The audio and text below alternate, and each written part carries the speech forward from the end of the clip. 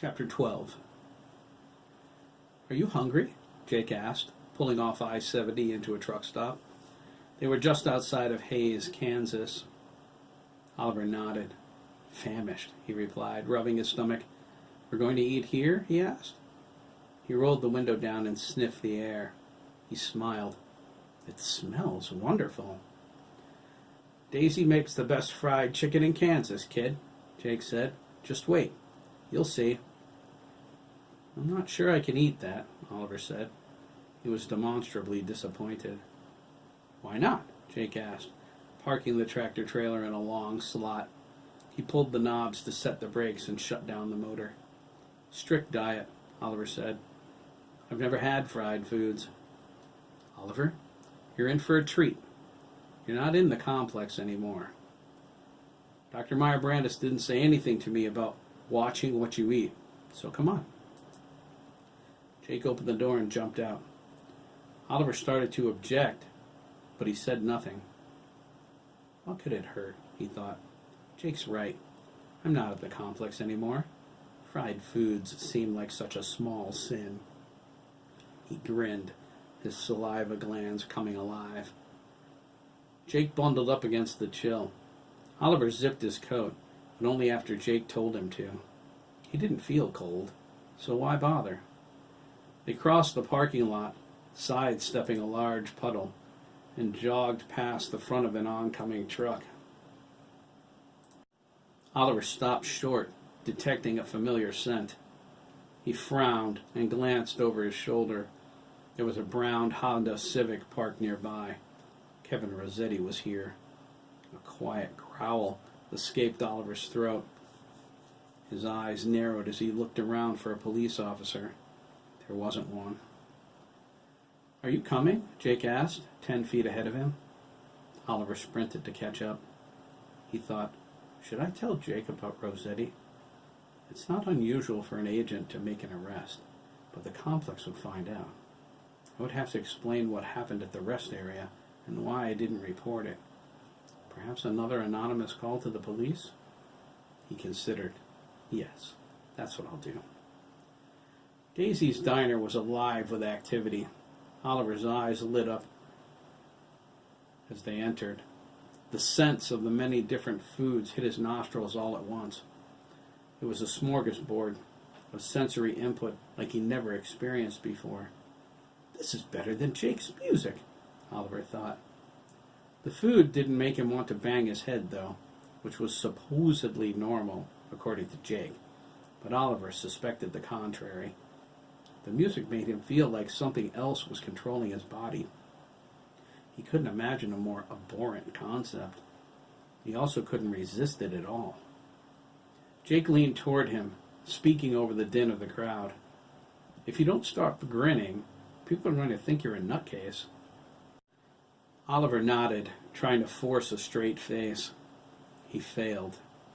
There were so many smells, and so many people. He was never in a crowd before. Daisy's was packed to standing room only.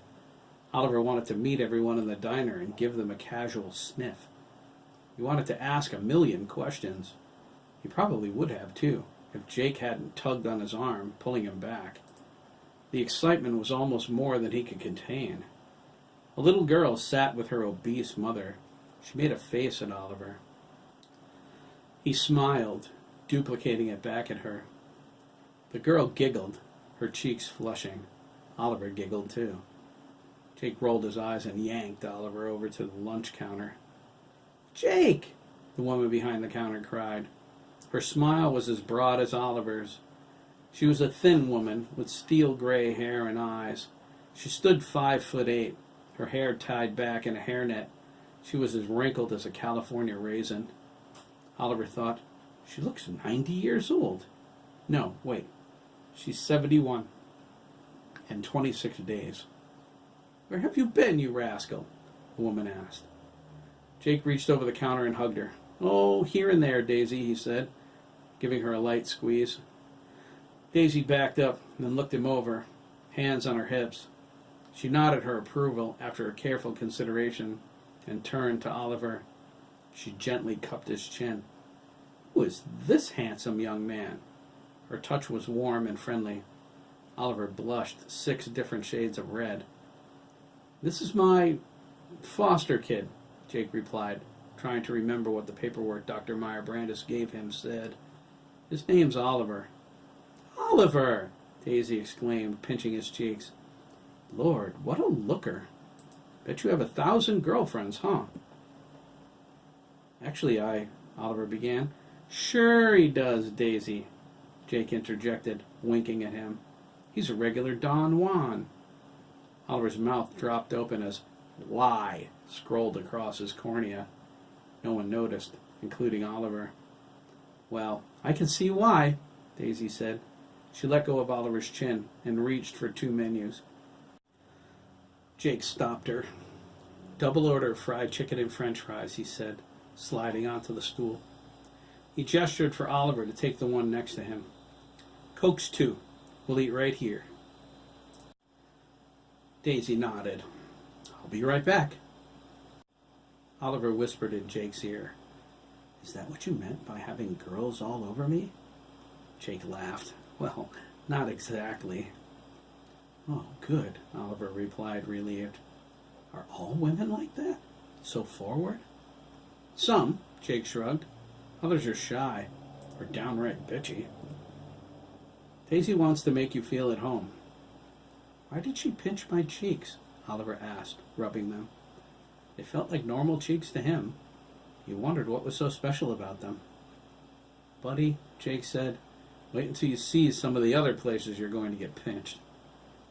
Oliver sat straight up, surprised. He said nothing, but thought, surely he doesn't mean my... No, he couldn't. Could he? He found out soon enough. While they waited for their dinner, he rotated between scanning the diner, searching for Rossetti, whose scent lingered in the air, and greeting Daisy's waitresses and staff. By the time they were through with the introductions, Oliver knew all of them by name. He was also hugged more times and pinched in more places, some of which he wasn't sure were appropriate, and cataloged more scents than ever. He frowned when he smelled something on one of the waitresses that made him politely keep her at arm's length. She had body lice. He was glad she wasn't handling his food. Their dinner came. Oliver ate ravenously after the first bite. The food was delicious. The saturated fat and cholesterol count was off the scale, but he couldn't help himself. Daisy came over twice, insisting he slow down. He ate like he hadn't eaten for a week. Oliver finally gave his word that he would eat slower, and he did. Honor would allow no other course. Oliver never broke his promises. Jake ordered dessert once he finished. Oliver longed to taste the thick slice of apple pie, but he declined. He was full. Jake handed him some quarters and told him to go into the back room.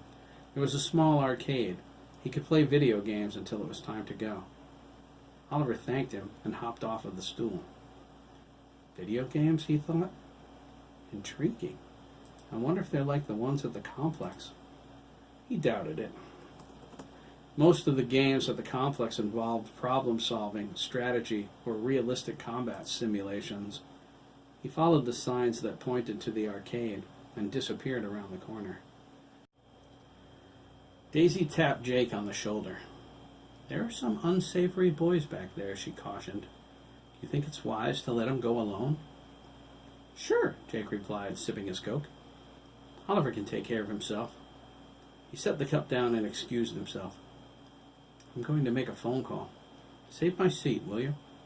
Sure, sweetheart, Daisy said. Don't be too long. We're hopping tonight. Jake nodded and headed toward the payphone. Oliver stepped into the arcade. He scrunched up his nose at the room's awful smell. The air stank of cigarette smoke and stale beer. He focused through it, zeroing in on a group of teenagers. They crowded around one of the video games toward the back. The 3 of them didn't smell much better than the arcade. They were playing a game labeled Mortal Kombat Ultimate. The big boy in the middle was a head taller than Oliver and appeared as though he lifted weights. He pushed and shoved at the smaller boy next to him, who whined terribly. Oliver frowned at his lack of self-discipline. He hoped all of his peers weren't like that. He would be wholly disappointed. The third boy was unreasonably tall and had horrible acne. He also appeared not to understand the concept of deodorant. His reek was decidedly foul. Oliver watched the game. The concept seemed simple enough. It's so graphic and filled with gratuitous gore, he thought. I wonder why. The simulations at the complex were realistic and showed combat injuries, but Oliver thought this game was over the top. Dr. Wainwright told him humanity was fascinated with violence. She was apparently telling the truth. A magazine hung from a small chain attached to the game. Oliver flipped through it and discovered it was a player's guide. He scanned the pages and memorized it in less than a minute. You gonna play? The tall, thin boy asked. His breath smelled like beer. May I? Oliver asked. Put up your quarters, ass, the big boy said. Yeah, ass, the small boy echoed. Oliver held his quarters out to them. The boys looked at each other. The big one snatched the coins out of his hand. Put them up, moron, he snapped, slamming the coins on top of the machine. What are you, retarded? Actually, Oliver replied, my IQ is estimated to be... Jesus, the big boy cried. Just put the money in already. Oliver looked at him. He examined the machine and slipped one of his quarters into the slot. It required another. Oliver complied. The big boy put in two of his own and selected a character called Sub-Zero. Oliver looked the remaining characters over before picking one. He chose Nightwolf. All right, the small boy exclaimed. Mess him up, Robbie. Christian, Robbie snorted at the tall boy. Time me. The game started. While Oliver tested the joystick and the buttons, Robbie beat him in seconds. Oliver frowned. Kevin Rossetti came out of the nearby men's room. His nose was cleaned and bandaged. He glanced over at the boys and spotted Oliver. His face flushed with humiliated anger and fear. He slipped through the back door. Oliver caught his scent on the breeze that blew in. He turned from the game, his expression hard, but it was too late. Kevin was gone. In the interim, Robbie won again. Yes, the small boy cried. In your face! He stuck his finger out and poked Oliver's nose. Again? Robbie asked. Oliver scratched his nose, watching Kevin's car race out of the parking lot. He frowned, nodded to Robbie, and slipped his quarters into the machine. This time, he focused his attention on the game. Christian? Oliver asked. Time me.